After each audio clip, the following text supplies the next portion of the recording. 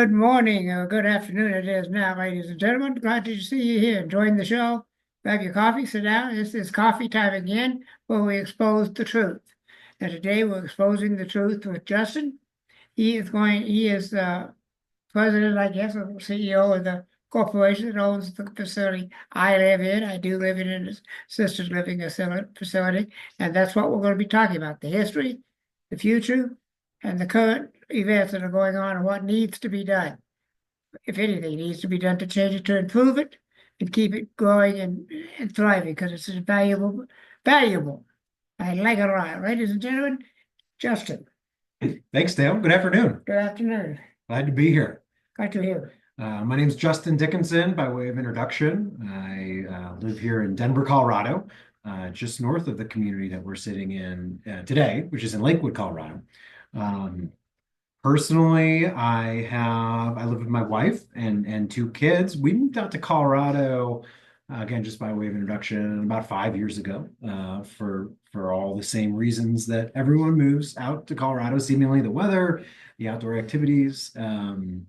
But yeah, really glad to be here today. Professionally, I have been working within the senior living industry my entire career.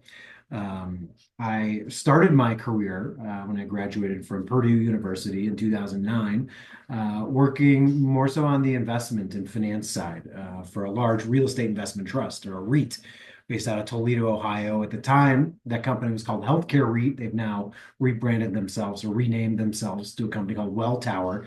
And while I was at that company, my primary role and responsibility was to help operators grow via real estate investment strategies and again, kind of on the financing and transaction side. I pivoted out, or rather, I left the REIT kind of public investment sector and went into the private investment sector in 2015-16 when I started working for private equity investors, helping them grow their real estate exposure or their investment portfolio in the senior living space. So identifying opportunities for companies to invest in, and helping them select operators to manage the communities that they own. Over the course of time, what I came to realize is that the investments are effectively worth the value of the paper that they're written on, which is $0 effectively, unless you can do what you say you're going to do in terms of operating and work with the residents and work with the team members to create a happy and healthy operating environment. So, I have, I believe, a natural skill set in leading and communicating, and so that, coupled with the fact that I realized that, again, if you can't do what you say you're going to do, nothing really matters. And I think you could probably apply that to anything in life. Yeah.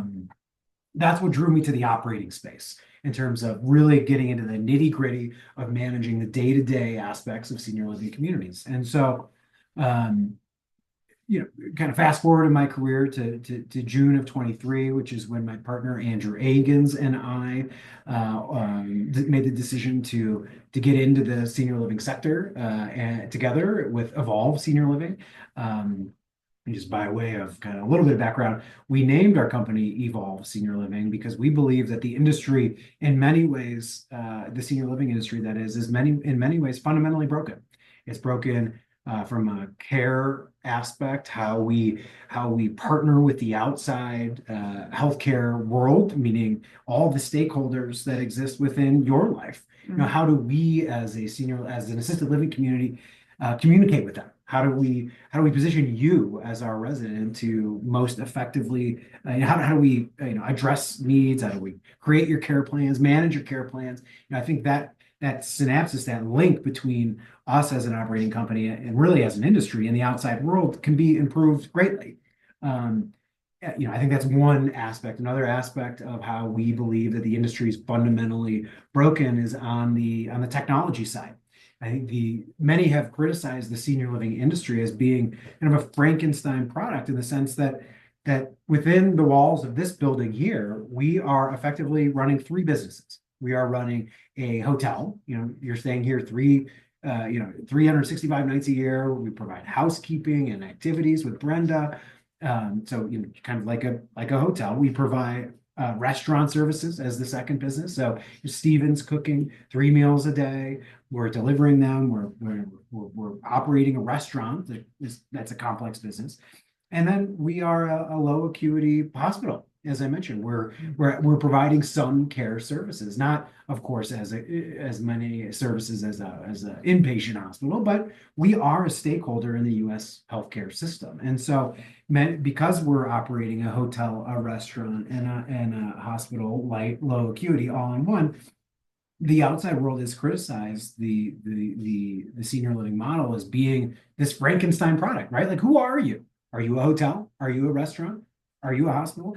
And and how do you service those various aspects of your business with technology, right? I mean, each one of those businesses arguably has their own suite of technology services, has their own conferences, has their own industry trade groups, et cetera.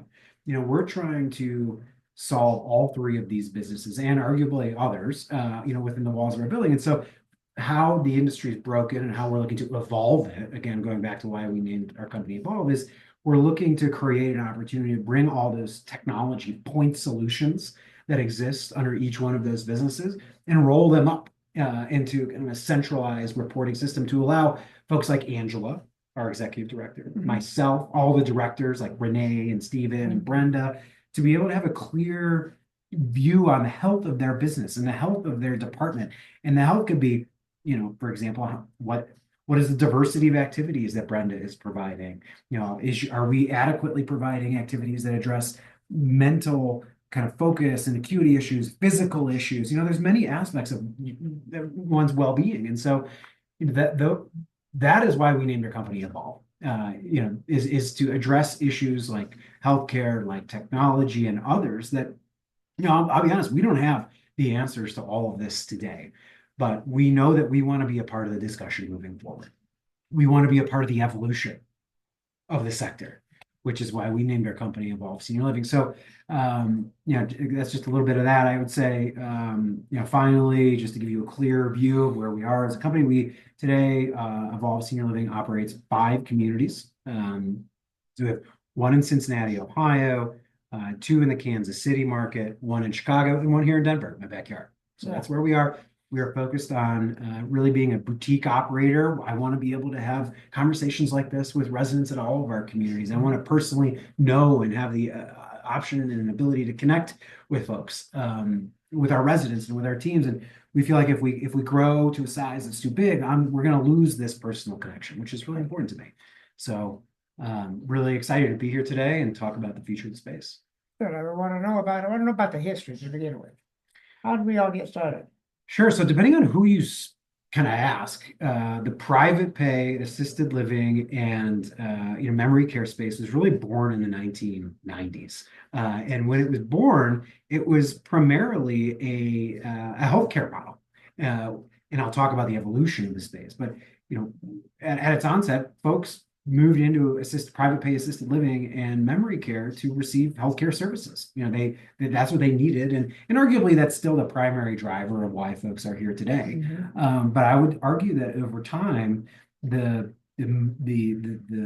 model has developed into more of a social model.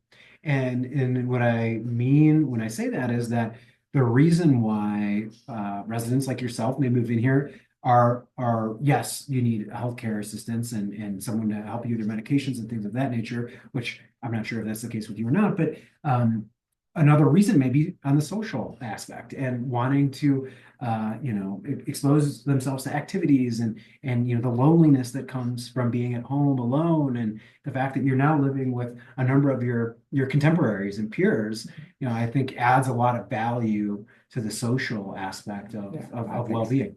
I think you're right there. I've been here just over a year, and I'm in independent living still. That's going to change eventually. And I made a lot of friends here. We spend time together. Yeah. Not a lot, but some. And it's a lot better than what I was living at before. Nothing. Just a room smaller than this one, actually. Yeah. In Thornton. All right. Yeah. And were you living alone, or were you living? I was living with 2 roommates in a 3-bedroom mobile home. Oh. And it was cramped. Yeah. It was double wide, but it was still cramped, and the roommates are not, they weren't well vetted. Yeah, They had well, money in their pocket, they got in. It eh, was how much they were vetted. oh, okay, got it. Well, I mean, just by way of you doing this and setting up your studio here and having such a diverse interest, I think is fantastic. Oh, thank you. Everyone in the community knows Dale, just so those of you that are listening are aware, and Dale's podcast is pretty famous in the community. So we've been trying to schedule time for the last couple months to have this conversation, and I'm just really glad I could be here today. I am very glad to see you. So the evolution started just those two. How did it independently get involved into it? The three divisions. Well, it's interesting. So independent living, our business model really has kind of three. This is a very kind of technical business terminology, but I think it maybe addresses the question, which is three kind of distinct points of entry, right? There are three reasons why an individual might want to live in one of our communities, assuming that the community has independent living, assisted living, and memory care. And those reasons vary depending on whether or not you're an independent living resident, an assisted living resident, or a memory care resident. So, for instance, an independent living resident like yourself, your wants and desires or motives may be more social in nature. You may move into a community like this because you're wanting to experience the activities and maybe meet some more friends, like-minded contemporaries, etc. Assisted living, your reason for moving into the community may be a little bit different, right? You may want the social aspect, but you also may need more help with your medications or your activities of daily living, and just generally care. So and then of course memory care, you may you're usually in need of some cognitive assistance, and so that's three very kind of distinct separate reasons that a senior living community can serve and provide to its residents, which I think is great. I like the concept of three together. That way you don't have to move around a whole lot for different facilities. I think that's exactly right. I think the extent you can offer those three options, it makes it more appealing to residents like yourself for that very reason. You make one choice and you can live in the same place as your needs change. Yeah, I could see mine getting to that point one of these days pretty soon. When you started Evolve, and Andrew, when you decided you bought one, do you own this or is it? It's a great question. So That's the question I really want. Do you own the place? we do not. We are not the owners of this community. We work for the owners of this community as the day-to-day manager. So Okay. all of the employees that work here are Evolve employees. Okay. Andrew and I own Evolve Senior Living, Mhm. and we are the 100% owners of that company. And ultimately, we are responsible for the performance of this community, and we report to the owners Okay. of the community that own the real estate. Yeah. So that is the structure, which is pretty typical in our space. It's kind of similar to the hotel space, where maybe there's a owner of a hotel or a group of hotels that hire a manager, and the manager may be Marriott, the same as the franchise. It may be a totally different property management company that is franchised with Marriott, but no, when we came in here, there was an existing manager that we replaced, and we took that opportunity to rebrand the community.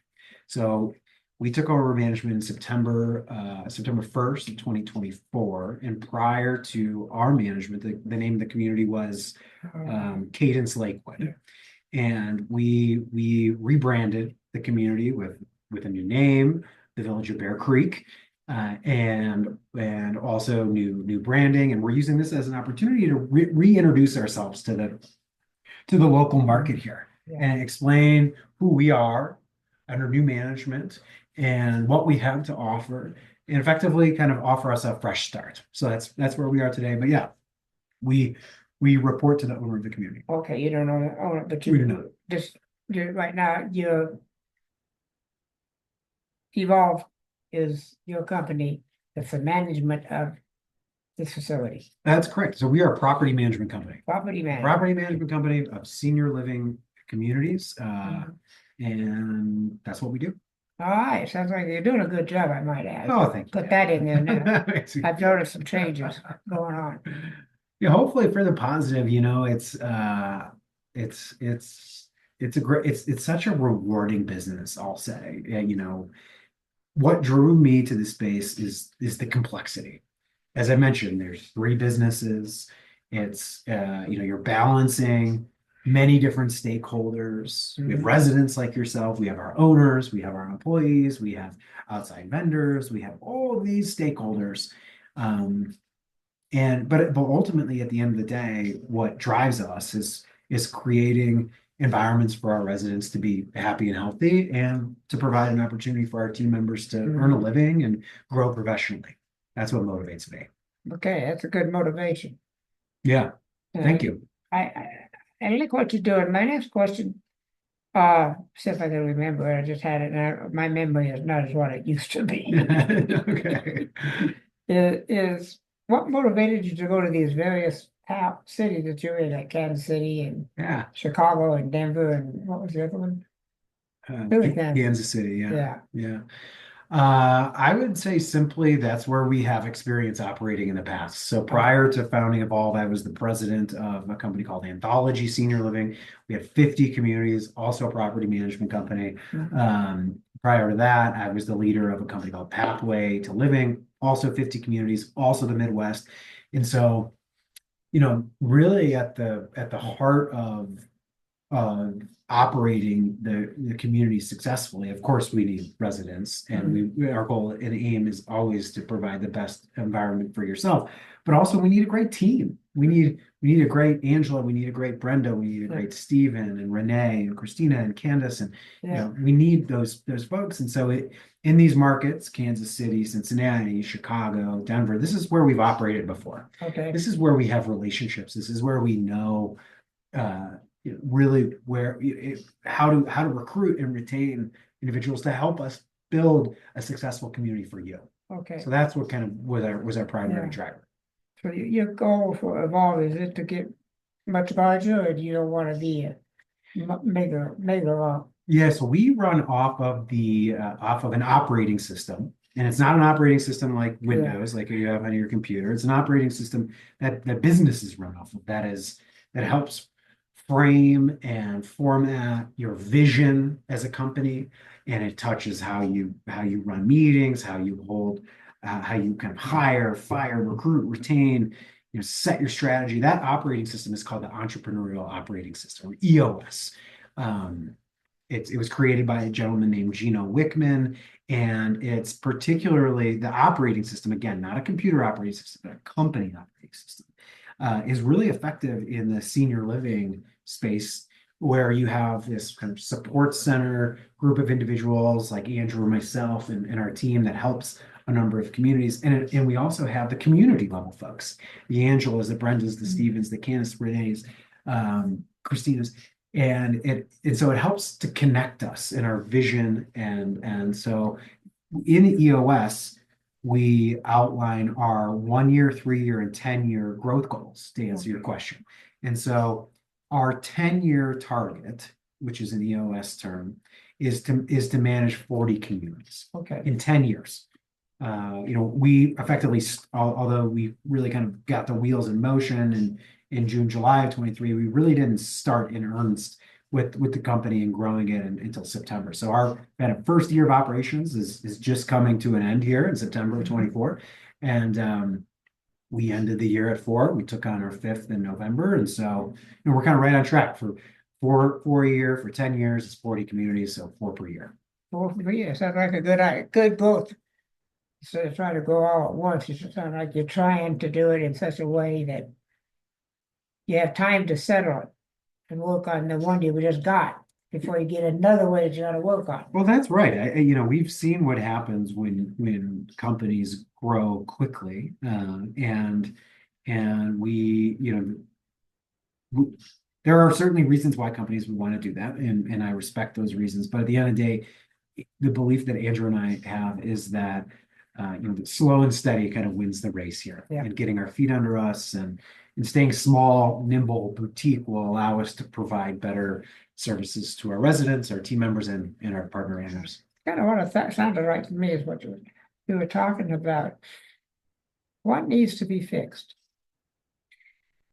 Well, it's a complicated industry, and as I was mentioning, like we're really focused right now on, I would say, the technology aspect is something Okay. that's kind of a near-term goal. The industry, and this isn't a secret, the industry knows that it's point solutions, and when I say point solutions, I mean, for instance, you look at your culinary team or the restaurant aspect of your business. You have a food ordering system through US Foods. You have a dietitian that reviews and approves all your menus to ensure that we're providing appropriate menus to our residents. We have a number of other training modules for serve safe and all these technology point solutions where each requires a separate login, each requires a separate, it's a separate set of software, and that's just for one business. Those same number of point solutions, and multiply that by 3, Mhm. and so you end up with systems that the Angela Stevens, Renee's, Brenda's of the world, David's of the world. They have to have all these logins and they have to log in and compile all this information in order to respond to the question of how is your department doing, Mhm. and that's hard to do. I bet it is. It's hard for the department leaders and Angela to aggregate all that point solution information Mhm. to provide an update on the health of their community from a business perspective. And so, what Andrew and I are really focusing on is rolling all that, bringing all those point solutions into a central repository from a data perspective to allow the department heads clear visibility over the information that matters for them, well, on a daily basis, weekly, monthly, however they want to cut it. But really kind of data aggregation, centralization, and reporting.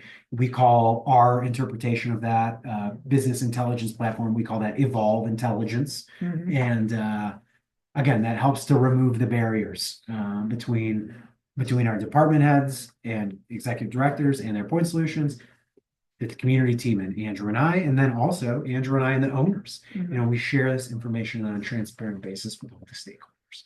So I Yeah. think that is a near-term issue that the industry faces, the disparate data point solution issue. That is one, approach that we're taking. Others are taking similar approach. And then the kind of the next layer on this, once you have all the data aggregated in a central repository, is to layer on AI and large language models to help improve our visibility and predictability and how we can be better as a management company, how we can order food better, how we can order chemicals better, how we can do these things in a more efficient, forward-looking manner. So that's what largely, once we have a nice set of data in terms of the business aspects of our business, that's kind of how we can use it. Oh, okay, I was wondering about that because uh, I'm aware that not every that we are not um, and there are issues that need to be resolved in any business. Doesn't matter which one it is, there's issues that need to be resolved. What's your plans for doing that? Other than what you just talked about, which I think is excellent. Well, I think Andrew and I are both literally and figuratively the next generation of managers within the senior living sector. Okay.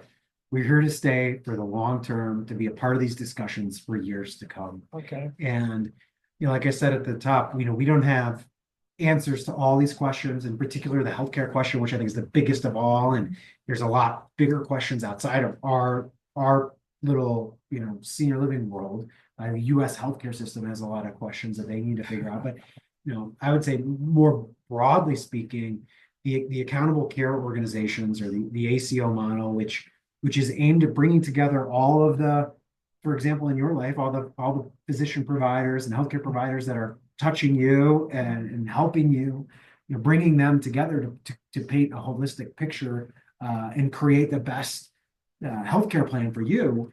We want to be a part of that discussion as well. Oh, that discussion is an important discussion, is the healthcare. Okay, I'm in independent living, so I don't get a lot. Sure. But I do at times that I buds use my pet pay too, but the independent, the assisted living and the memory care people need a lot more physical care, mental health as well as physical health. Mhm. Exactly. So, we provide a lot of that care here, Yeah, right? I mean, you see it. You see Yeah. Tracy, you see all the caregivers, Yeah, oh, yeah. Angelica, and so I would argue that we are providing a lot of services and adding a lot of value to the healthcare world of our residents. But I think what's wrong with our business and sector is that we're not actively, to the best of our potential, I shouldn't say we're not active, we are not maximizing our potential to contribute value within the healthcare system today Oh, I see. as a stakeholder.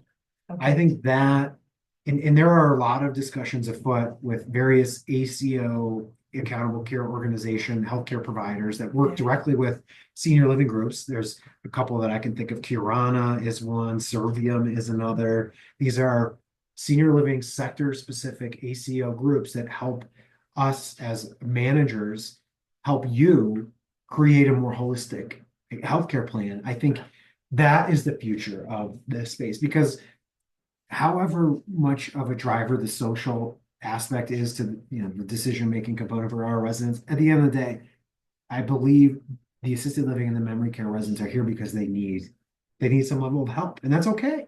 And that's why we provide valuable resources there. I have no doubt about it. I've seen what goes on around here pretty well.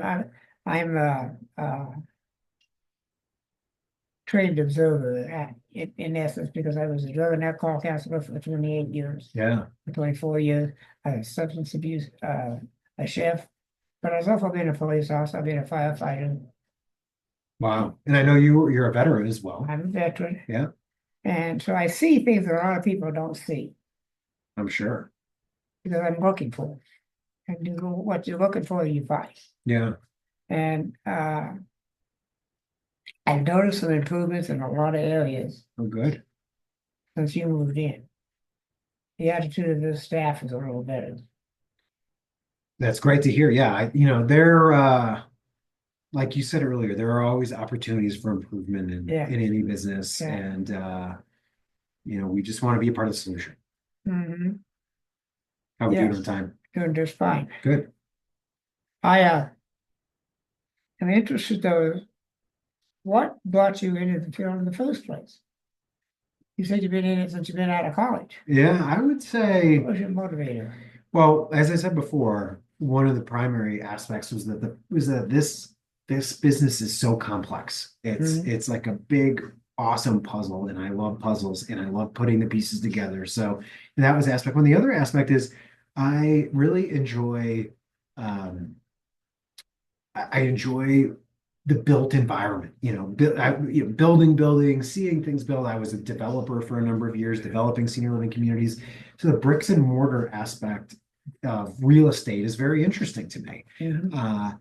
And when you combine the bricks and mortar, traditional real estate investment side of things with also the operating side of the business, where, as I mentioned, you've got a hotel, a hospital, a restaurant, you're talking about managing large and complex teams with hundreds of people, and things are just very complicated on the operating side. I feel like the senior living industry really sits at the nexus, sits at the intersection point between a real estate investment and an operating business. Okay. And so that to me is a really cool space where you can deal with investors that are interested in capital and investors on the real estate side, but you also get to manage teams and ultimately you get to help people. Yeah. There's I don't think that these factors really, these confluence of events and factors really exist in any other business. I don't think so. I don't know. I mean, maybe like a hospital or a higher acuity healthcare service, but then you're in a totally different game. I think this is such a unique, fantastic sector with so much opportunity that does so much good. That's what drew me to the space. Okay, that's what you did the field. That's what brought me. And then you just evolved into where you're at now. Exactly. Yeah, okay, that's very interesting. No pun intended. I understand. I wonder in the future, what are we going to do? What's the industry going to do?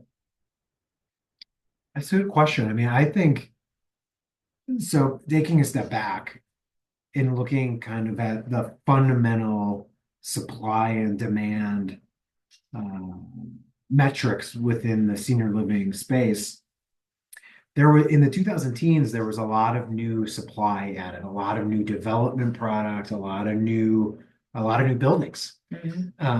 And the demand side was kind of slowly catching up, but the new buildings never really fully filled up. You know, they never really got fully occupied because there were so many of them. There was Yeah. more supply than there was demand. Well, fast forward to COVID, then add on the inflation, which has been occurring, which has had an impact on our labor expenses and our non-labor expenses and just general Everything. issues for everybody. But in particular, it impacted our business and the operating metrics pretty significantly. And then add on the inflation, I'm sorry, the interest rate increases that have happened with individuals' loans, like the owners who own all the real estate in our sector. They're no different than other real estate owners, where they have usually variable rate mortgages. Mhm. So as the index that these mortgages are based off of go up, their interest rates go up, and so all of a sudden there's been a lot of issues and a lot of concern from the capital side about investing additional dollars in the space. And that's because of the inflation and the interest rate. And so what that has caused is some trepidation to build new product. And so in 2020, and really we're still kind of in this period, there hasn't been a lot of new supply added, new buildings built in the senior living space. And so what that's done is it's allowed the demand to catch up and to fill up these buildings and Okay. and so what that's going to do is we're going to get to a point where now we're a little bit lagging in terms of the supply that's being added. And we're going to get to a point likely in 2 or 3 years where there's more demand than there is supply. And That's normal. in the industry, it will be, in my projections, Andrew and I's projections, undersupply. And so now you're in this, like, you've kind of gone from one end to the other. You were oversupplied, now you're undersupplied. It's kind of like a pendulum, right? Mhm. It's swinging back and forth. And so I think moving forward, to answer your question, I think new buildings will start to be built within the next couple of years. I think the fundamental demand metrics are very, very strong in terms of the individuals who will want to live for social or healthcare needs within Yeah. our communities. And I think that senior living and assisted living, memory care, independent living is becoming a more and more popular and accepted part of society's vernacular. And Yeah. I think for a long time, senior living was viewed as skilled nursing or as a nursing home, which is very highly acute. Where, as you can attest to, as an independent living, we offer much more than that. Yeah. Nursing home just scares people. Yeah. Well, that's what people think this is. Is this a nursing home to you? Not to me. Exactly. My mother is moving into it. She just broke her hip a couple months ago. Oh. She's still in rehab. This is your mother? My mother. Oh, wow. She's going into assisted living when she gets. She doesn't know it yet. Oh. She's gonna find out. Okay. I think she has an idea that we're not gonna let her go live alone again. Can't do it at 91. Yeah, that would seem, with a broken So hip. go to California and buy what's the name of the place? Country Crest in Norville, California. Oh, where's Norville? I don't know. It's about 80 miles northeast of northwest of Sacramento. Oh, okay. Like Northern California. Yeah, Northern California. Yeah. And what you do, you offer away, I'm happy, and I'd like to see my mother in one.